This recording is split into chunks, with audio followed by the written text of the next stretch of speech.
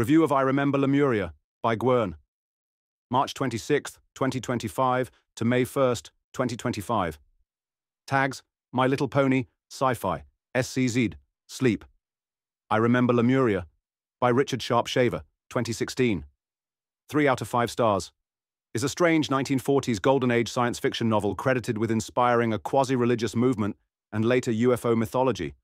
I read it after a description of it as the quintessential paranoid schizophrenic novel, but I found it entirely different than I expected. Instead of a kaleidoscopic nightmare of confusion, fear, persecution, torture, and a demonic cosmic conspiracy against the protagonist, it is more of a cheerful, entertaining romp through a world of animal women and giant goddesses by a love-struck, submissive wife guy. In other words, it's a sort of furry BDSM fic. I suggest that maybe the real appeal to many readers at the time was not to the hyped-up UFO elements or the mystery, but the furry BDSM part, as those subcultures had started to emerge but were still niche. That can explain some of the odd aspects of the novel and its reception. Image: pulp-era oil illustration, close on Arl's flank. A deer girl from the 1943 science fiction novel I Remember Lemuria by Richard Sharp Shaver. Saturated Tyrian purple pelt mottled with uneven cream ovals, muscular hip and haunch taper into a fox-thick tail sweeping right in a blurred S-curve, violet strands catching rim light. Background is a rough umber cave wall, its grit sketched in dry brush and scarred by a faint screaming face glyph made by the evil Darrow. Generated by Gwern Branwyn using GPT-403 on 2025-0501. Unearthing Forgotten Connections, Scott Alexander's essay, Deros and the Ur-Abduction, What Do Atlantean Dwarves, Witch Trials, and Tractor Beams Have in Common, revisits an obscure science fiction novel called I Remember Lemuria, 1948, 77 years ago, edition. It was written by Richard Sharp Shaver and initially published in 1943, 82 years ago, in the SF magazine Amazing Stories, after heavy editing by its editor, Ray Palmer. This was back when SF magazines were the hub of all things science fiction related, as opposed to the atavistic relicts of today, and also still played a major role in popularizing science, both far-sighted and fictional. Background: I Remember Lemuria is a name that tickled my mind as I knew I had seen it mentioned in passing repeatedly. I think it is even on the list of books to read I've kept since elementary school. And Alexander helps explain why. It presented itself as true and a whole alternate history of the universe, linguistic analysis, of course, and a theory for aging and disease as well. And for some reason, a lot of American readers seemed to not entirely ironically buy into it, and sent in letter after letter, clamoring to know the latest revelation from Shaver, such that Amazing Stories began to feel less like a magazine and more like the bulletin of an incipient religion. Why did these stories strike such a nerve? Some of the credit must go to Shaver.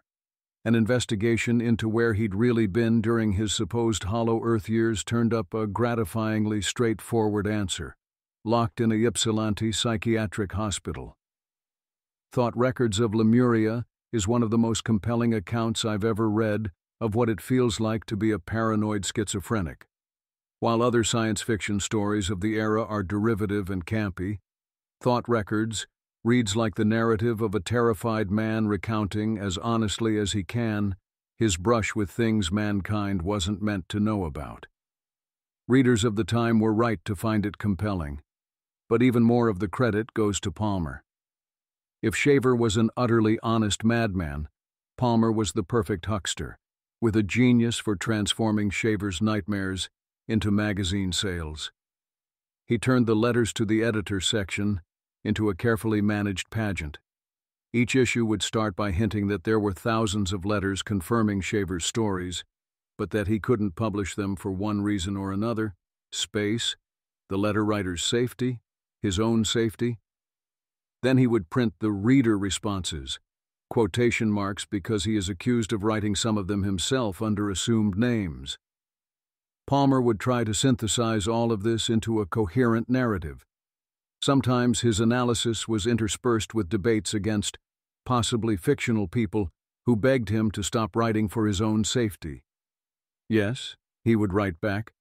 He knew he was putting himself at risk by revealing the Deros' secrets, but mankind had a right to know. Alexander also notes in passing that, along with schizophrenia, Shaver could also be fairly suspected of sexual sadomasochism. His descriptions of the pleasure slaves of Space Satan benefited from the same sort of unexpected earnestness as did his description of all the voices he was hearing.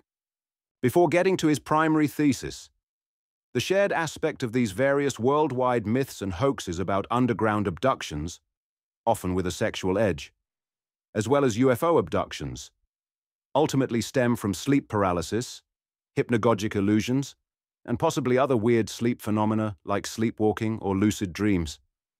This is reasonable, because let's face it, sleep is the weirdest things animals do on a daily basis. Footnote: whether it's the memory loss, the ability to do complex goal-oriented behavior while totally unconscious, the still mysterious evolutionary rationale for spending so much of our lives asleep, but also apparently short sleepers suffer no ill effects, why sleep deprivation is a temporary depression cure, or why we apparently twitch around and dream in the womb.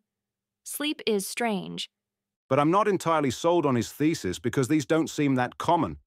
Like there could be many people suffering terribly from sleep paralysis and abduction dreams, just waiting for a sharp shaver to come along and provide a science fiction framework. Anyway, it reminded me that I had always meant to read it, and there is a convenient HTML edition online, and I procrastinated by reading it. Plot summary. I did so in one sitting because, considering the circumstances, it's a surprisingly good pulp read. Alexander, author of Unsong, describes it as a paranoid schizophrenic nightmare, and the Wikipedia entry on Shaver summarizes it as, Shaver wrote of extremely advanced prehistoric races who had built cavern cities inside the Earth before abandoning Earth for another planet due to damaging radiation from the sun. Those ancients also abandoned some of their own offspring here, a minority of whom remained noble and human, Teros, while most degenerated over time into a population of mentally impaired sadists known as Deros, short for detrimental robots. Shaver's robots were not mechanical constructs, but were robot-like due to their savage behavior. These Deros still lived in the cave cities, according to Shaver, kidnapping surface-dwelling people by the thousands for meat or torture. With the sophisticated ray machinery that the great ancient races had left behind, they spied on people and projected tormenting thoughts and voices into our minds, reminiscent of schizophrenia's influencing machines such as the heirloom. Deros could be blamed for nearly all misfortunes, from minor accidental injuries or illnesses to airplane crashes and catastrophic natural disasters. Women especially were singled out for brutal treatment, including rape, and Dash 2000 notes that sadomasochism was one of the prominent themes of Shaver's writings. PG-29. Borderlands. The ultimate exploration of the unknown. Though generally confined to their caves, Shaver claimed that the Deros sometimes traveled with spaceships or rockets and had dealings with equally evil extraterrestrial beings. Shaver claimed to possess first-hand knowledge of the Deros and their caves, insisting he had been their prisoner for several years. The Shaver Mystery Clubs had surprising longevity. Representatives of a club discussed the Shaver mystery on John Nebel's popular radio show several times through the late 1950s. This turns out to be true, as far as it goes, but it left me surprised by reading Lemuria, to the point where I wonder how many of the WP editors have actually read Lemuria, because the emphasis is so different, or if the 1948, 77 years ago, Lemuria version is wildly different from the magazine version, or if I'm even reading the same book. Footnote: for example, I am not sure when Shaver claims to be kidnapped by the Deros for years, because there is no place in the Lemuria plot where that could have happened to the protagonist.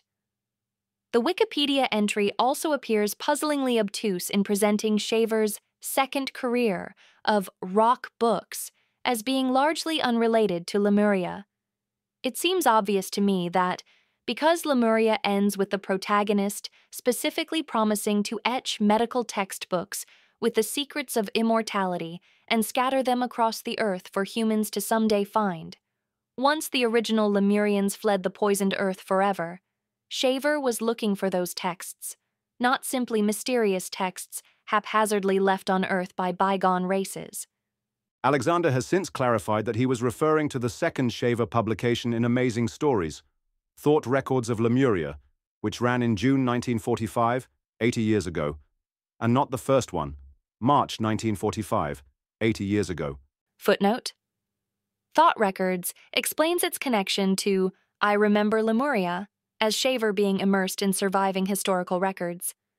The actual Lemuria is a fast-paced action-adventure of a naive provincial painter who thousands of years ago, in the forgotten prehistory of Earth, is failing artistically, and to learn what life really is, travels to the center of the Earth, to the oldest and greatest Lemurian city, where, he is assured by his master, he will see all that life has to offer. There is only a relatively little bit of paranoid schizophrenia logic chopping like, evil is the opposite of live, the inference being that to be evil is to die. Oddly, or importantly, evil is live spelled backward. Instead, the plot starts nearly in media res, and doesn't let up.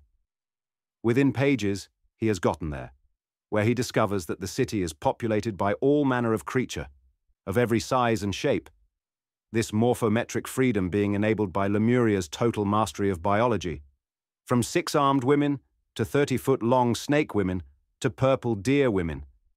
And he soon acquires a deer girl furry med student waifu, discovers the capital has been subverted by a hidden conspiracy, who have been driven insane by poisonous radioactive dust from the sun, which is the true cause of all aging and disease, survive their assassinations by fleeing with his new allies to the stars in a spaceship chase, recruits allies like giant sexy Amazonesses, and is part of a stealth invasion counter-coup and victorious war against the evildoers. After exterminating them, they emigrate to a sun-free and thus radioactive dust-free planet, and he lives happily ever after with his dear, beloved wife. He writes Lemuria as a message to the future, us, to explain to us how radioactive dust causes all bad things, including but far from limited to the Deros, which will be left on tablets and scattered across the earth to help us save ourselves, as they have all long since left and never returned to the poisoned hellscape of Earth. I had been rather skeptical of the claims like sadomasochism was one of the prominent themes, as literary scholars are always desperately trying to find some sort of homosexuality or lesbianism or something, and don't always know much about the obsolete science that informs a lot of older science fiction. But I realized within the first few pages of the story that, no, they're right. In fact, they undersell it. The BDSM themes are much stronger than the paranoid schizophrenia themes, and further, a major theme that goes unremarked in both Alexander and WP is that Shaver is, well, a furry. The BDSM shows up almost immediately when our young protagonist arrives in the city and is greeted by a giant 6-armed Sibyl woman who he immediately begins fantasizing about submitting to her and being crushed by her powerful arms. The image of a tremendous 6-armed Sibyl female filled the screen, and the electrically augmented body appeal of the mighty life within her seized the youth in me and wrung it as no embrace from lesser female ever had. And what Her voice shook me as a leaf in an organ pipe. might a pale and puny male like you want in Teen City? You look as if you never had enough to eat, as if love had passed you by. Did you come down here because no one wanted you elsewhere? I stepped into a rollat at the curb, inspected the directory, then inserted a coin and dialed the number of the building that housed the Hall of Symbols. I leaned back while the automatic drive of the rollat directed the car through the speeding traffic, its electric eye more efficient than my own. Yes, much more efficient than my own at the moment, which were wandering over the figure of a veriform female on the walk, whose upper part was the perfect torso of a woman, and whose lower part was a sinuously gliding 30 feet of brilliantly mottled snake. You could never have escaped her embrace of your own will once she had wrapped those life-generating coils around you. How sad that you will be embraced only by lesser females, and you will never be strangled by your 30-foot-long Lamia girlfriend straight out of Monster Musume. Far from the only Lamia one will find in pulp fiction. And then there is Shamblo, the 1933, 92 years ago, tale where the Medusa snake woman drains your life away by addicting its short-lived victims with pure ecstasy, or the cat women who will eat you alive. And then we learn that there are furries everywhere, even at the center of the world, as our guide describes his first sight of a deer woman medic. What was the use of aspiring to be an artist, my reason said, if those great masters who had placed that mighty picture book on the vaulting walls above were so easily outdone by the life force itself? She was but a girl, younger than myself, but what a girl! Her body was encased in a transparent glitter, her skin a rosy pale purple, her legs mottled with white, ended in a pair of cloven hooves, and as my brain struggled to grasp her colorful young perfection, she wagged her tail. It was all too much. Speculating about the life-generating force possible in the veriform creatures was one thing, but having it materialize beside you was another thing entirely. Such a beautiful tail it was, of the softest, most beautiful fur. "What were you staring at?" she asked. "The paintings?" On her arm and breast I saw the medical school insignia, a man's figure struggling with a great snake, disease. It took brains to study medicine. This exquisite young thing, so full of gene force, so powerfully attractive, was smart too, and almost instantly she proved herself to be extremely friendly and companionable. She went on talking, describing, theorizing in a gush of amiable conversation that left me dizzy, gasping, and admiringly breathless. From the moment that I pocketed a disc that bore the fawn-legged girl's name and address, I was no longer an aspiring artist. I wanted to know what she knew, wanted to learn what she was learning. Arl was her name, a short, sweet name for a girl and hard to forget, too. You can't forget a girl who wags her tail at you just like that. I engaged the gnome-like moon men in conversation in an attempt to still further blanket my turbulent mind. Arl caught my eye and wagged her tail in cheerful encouragement, seeming to divine what was on my mind. How expressive that beautiful tail of hers was, how much it could say, and with no dangerous thought, waves to betray its meaning to those who must not receive on their sensitive instruments. With that tail, no language, no thought transference was needed. The feel when you'll never fall in love with. Lovely smiling brave Arl of the cloven hoofs and defiantly flirting tail. She who wagged her tail in friendly encouragement. With that tail, no language, no thought transference was needed. To whom you'll swear marriage, who is as hot as she is sharp, who goes to war with her fiancé. It was then that I got a shock, for a big carryall came riding by, and in it, among the warrior maids bearing the crest of Vanu, was Arl. She flashed her teeth at me gaily as though she were on a picnic. It is safe to say that Shaver had a thing for tail. However, dear girls aside, you also will never have your brain wiped clean by the sheer life force and eroticism of 100-foot elder goddesses who have grown for centuries. I was no longer myself. I was a part of that mighty being before me. My thought was her thought. I was her roe until she chose to release me. Could she release me? I could not even wish it, nor ever would. Within me I knew that, and I felt no resentment, no regret, only joy. All of 80 feet tall she must have been. She towered over our heads as she arose to greet us, a vast cloud of the glittering hair of the Nor, Idest Nordic, women floating about her head, the sex aura of visible iridescence flashing about her form. I yearned toward that vast beauty which was not hidden, for in Nor it is considered impolite to conceal the body greatly, being an offense against art and friendship to take beauty out of life. I was impelled madly toward her until I fell on my knees before her, my hands outstretched to touch the gleaming, ultra-living flesh of her feet. Beside me, the other youths from Center Mu were in the same condition of ecstatic desire. As our hands touched her flesh, a terrific charge of body electric flowed into us. We fell face downward in unbearable pleasure on the floor. When a simple roe like myself comes near one of these elders, his will becomes their will automatically, for it is overcome by the great, all-pervading force of the life within them. One hardly notices this when the elder is of the same sex, but when that life force is of the opposite sex, the attraction is so great as to be irresistible. So true is this that seldom is a roe of one sex allowed too near an elder of the opposite sex, for never again would the poor roe free himself of love for the elder. My spirit trembled when I knew the elder to which we were being taken was a woman who for unknown centuries had absorbed all the essences of growth-promoting substances. And nor was a place where growth science must be far, far ahead of our own sun-baked science scientists' achievements. Never would I be able to free myself of the spell that woman force would cast upon me. I looked desperately at Arl's sweet face. Never again would I love her if this thing were true. In Arl's eyes I read the same fear, and I know then that she surely loved me, and I was torn by the approaching loss.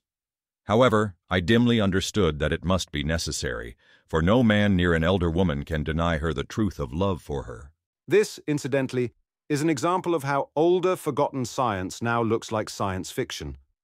Projections of much greater lifespan, possibly germ-free, leading to multi-century, millennia-old elders, who are almost another species compared to us, have been largely abandoned when there were no life extension breakthroughs to compare with vaccinations, vitamins, or antibiotics, and no l'élan vital which could be amplified or boosted like all other physical energies had been hitherto, e.g., back to Methuselah. Another example is that Shaver, of course, believes in the standard model of the dying sun, because without nuclear fusion, suns must have short lifespans and die the heat death, and the radioactive dust is partially driven by this guttering out process. But the goddess is kind enough to relinquish her toy back to Arl, and they are married, or maybe he is just enslaved to her. Or is there any difference? Her breath was my breath. Her thoughts took place in my head, stronger than Vanyu's ever had. And the woman soul of her was so augmented in my mind as to eclipse all other woman's appeal that my memory had ever recorded. A strange little voice, it must have been Vanyu's speaking over a telethought instrument, whispered beside me. You will never escape Arl now. You are her slave forever. And as I listened, I knew that Vanyu spoke the truth. Arl's face, laughing before me in the eye plates, became larger and larger, entered my brain, became the wellspring of my being. I heard Arl's thought, a vast river of force flowing in my mind, saying, Where I go, there will you go also. The thing that is my desire is growing in you. My roots are your soul. You are my desire and the slave of my desire. And I heard my own thought make answer in Arl's mind. So it shall be always, O maiden of the clicking hooves and swift hands, of the beautiful tail, of the clean will and strong desire. And I knew that what I said was true. And then they all lived happily ever after, on a home in a cold planet, far from any sun's evil influence, untouched coal deposits. But before that, the protagonist wrote this memoir to us, along with instructional manuals. In a few short months, the first ships took off for New Mu, and the last of the race of Atlan soon followed, abandoning Mu for their new home in space. Arl and I remained on Mu to the last. During this time, I finished my Telonian message plates and distributed them in the most likely places both in and on the surface of Mu. I pray that the descendants of those few wild men I have seen in the culture forests but have been unable to approach may someday find these plates and have the sense to read them and heed their message. Someday, I have a feeling, they will be a race of men again. It is good seed they inherit, and they might be worth my effort in spite of the sun. I pray that when they find the plates they will understand. The end. Review. Considered as a quick pulp SF novel, it holds up surprisingly well. While I would never recommend it over a great SF novel like Blindsight to a contemporary reader, If you have an antiquarian taste or any historical interest in the genealogy of ideas, you could certainly do worse than an hour or two with Lemuria. You might expect the info-dumping to be terrible, or the prose to be either wooden or gratingly 1940s American, an increasingly acquired taste, especially with all the neologisms, but it is reasonably well written, and you get used to it. Hodgson's The Nightland. This is not. It is too earnest to not earn your suspension of disbelief, and if you do, well, the passages are inherently amusing enough to keep you reading, and it never lingers long enough in any scene to wear out its welcome. The HTML edition has the occasional typo, but not enough to be a problem. Interpretation. John Bruno Hare, creator of the linked 2007-11 version, summarizes Lemuria as, taken at face value, this is a pretty good, but not great pair of late Golden Age sci-fi stories, albeit with more footnotes than one would expect in the genre. The writing, or editing, is punchy. The plot drives the story rather than the need for constant exposition, as is too often the case in texts like this. However, the real importance of these texts is historic. The Shaver mythos had a huge tacit influence on 1950s and successive UFO belief systems. For instance, Shaver's Nor, blonde demigods from outer space, suggest the Nordic aliens of UFO lore. The tunnels of the Darrow became subterranean alien bases. Embedded in this short science fiction story were many of the themes which would later become accepted UFO canon. Here again, I'm not quite sure I buy either explanation of Lemuria's influence. If the paranoid schizophrenia and sleep paralysis were a major draw, and there was a large latent audience for it, why was the first story, which is almost devoid of that, such an apparent hit, according to Palmer? Or let's take the Nordic aliens. I am not a UFO buff by any means, but I thought I was fairly familiar with it, and I had no idea what Nordic aliens are until I read the WP entry, which notes that they were popular in the 1950s but quickly obsoleted by the Greys we all know. That is also when WP notes the last Shaver fan club's disbanding. If the Nordic aliens were so important to UFO lore, why could they be superseded so quickly, when many UFO myths then, like the Roswell incident, remain firmly cemented? And why would the Nor, which appear so late in the book, and are just large Amazonesses, be such a major influence on UFO fans to begin with? And why would the tunnels, which appear even less, in fact, scarcely at all, in Lemuria, be a major hit? Not that tunnels are terribly important to current UFO lore as it is, and their role seems fully explicable by ordinary technical considerations, of the sort which are the reason the real-life Area 51 has an extensive tunnel system. And when I read accounts of Shaverism intersecting with UFO crazes, like the 1947, 78 years ago, UFO craze, it sounds like, rather than Shaverism creating the UFO craze, Palmer and Shaver are desperately trying to latch onto them, and failing. Indeed, Amazing Stories itself had moved on to generic inchoate flying saucer news, as opposed to some clear successor story. And that was that, aside from the occasional later story like The Fall of Lemuria, the cover featuring a giant lamia, of course. By an interesting temporal coincidence, the 1940s and 1950s are also when Wonder Woman was launched, 1941, 84 years ago. The leather BDSM subculture rocketed to prominence, with parallel gestation in things like Pulp Fiction, with its covers and plots filled with men tying up women. Where do you think the slave layer idea or design comes from? Or being tied up, or both? And there are some claims that try to place the origins of furries around, roughly then in the funny animal comic fandom, which would grow overtly sexualized within a few decades. I find it odd that a few stray elements are given such prominence and said to father entire belief systems, while the most prominent parts of Lemuria, the parts that Shaver rapturously rhapsodizes on, the parts he is most unironically earnest about, are given short shrift. Furry BDSM. So here's an alternative interpretation. Lemuria wasn't so much about flying saucers as it was a failed attempt at BDSM and furries. Inventing is a messy process, and before something is invented, it has often been not invented many times before. When we look at Lemuria, we are looking at something similar to the many detective stories manqué before Sherlock Holmes and his contemporaries truly invented the detective story.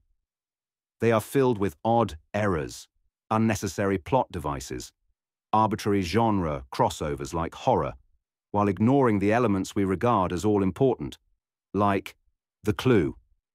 See Moretti and Moretti, 2005. Footnote: and this is the case for many famous works, which may wobble around and experiment until they finally discover what they were meant to be.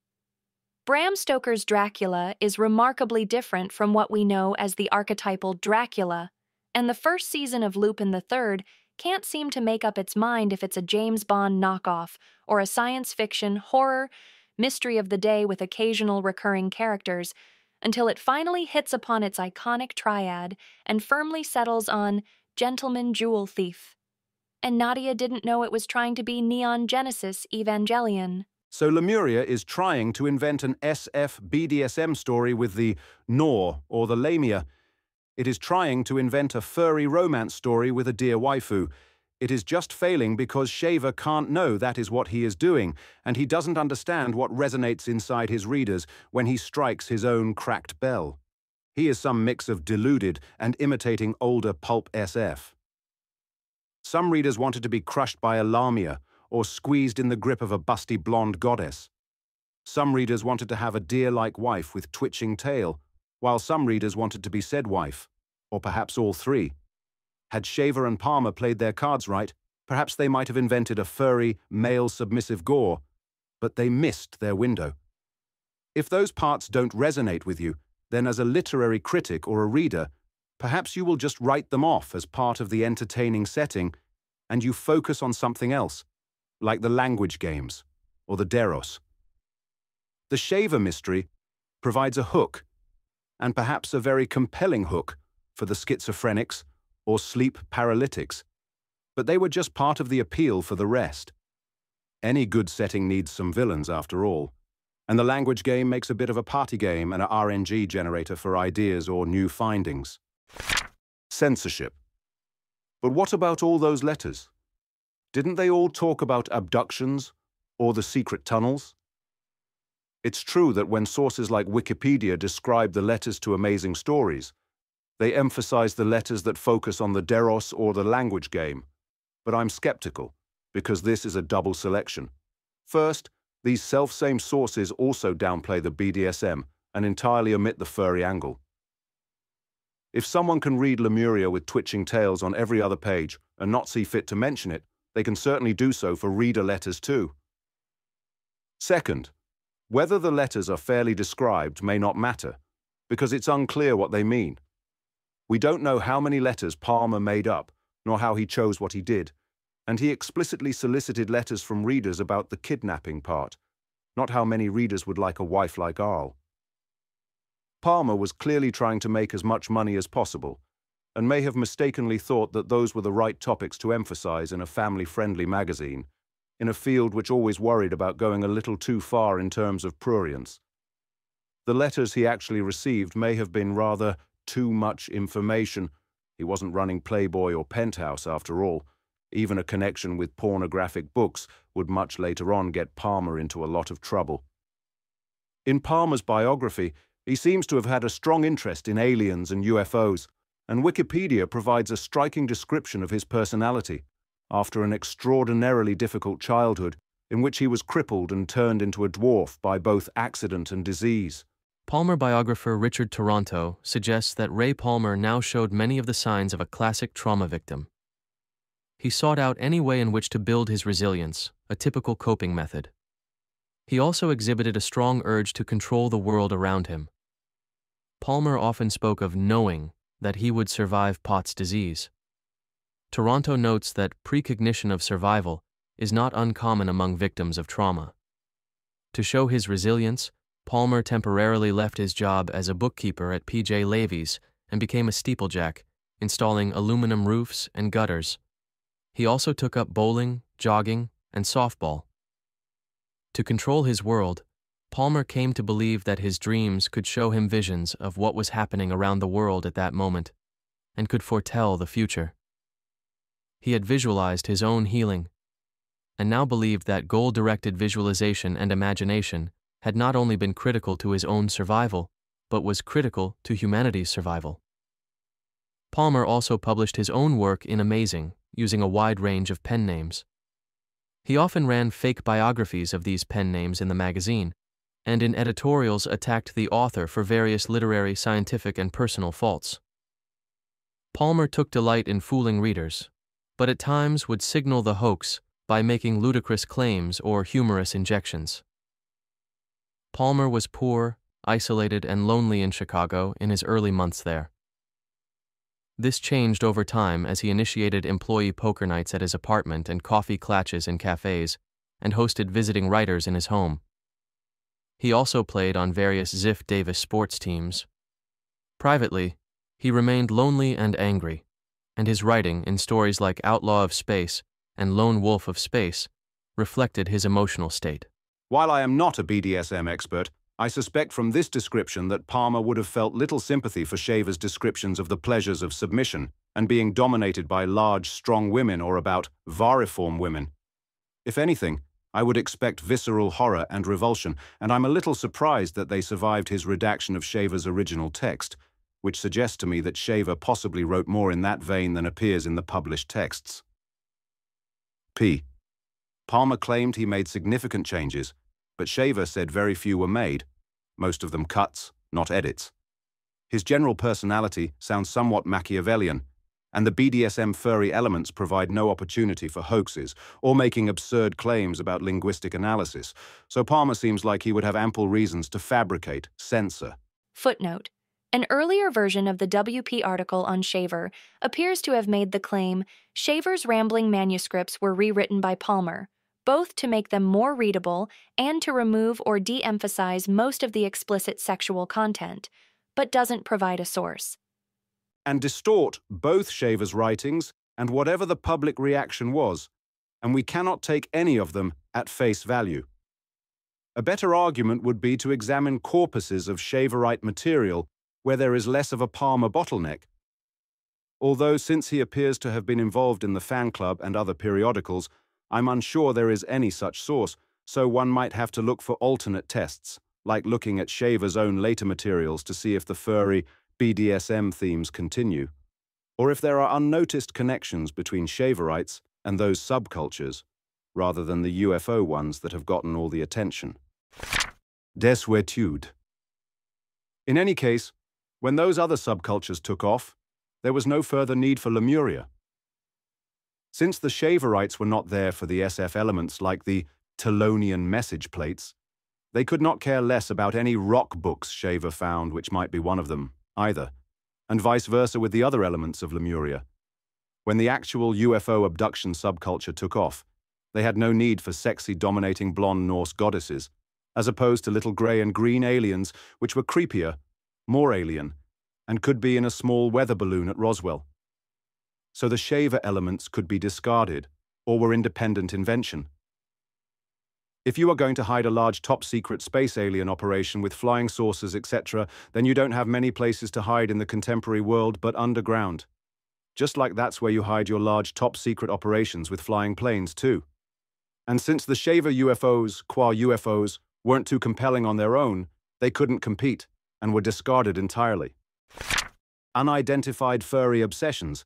I'm left wondering if Shaver in fact had much of any causal influence on later UFO culture, or if the whole thesis is a case of naively swallowing Palmer's marketing combined with post hoc, ergo proper hoc reasoning and a general incredulity.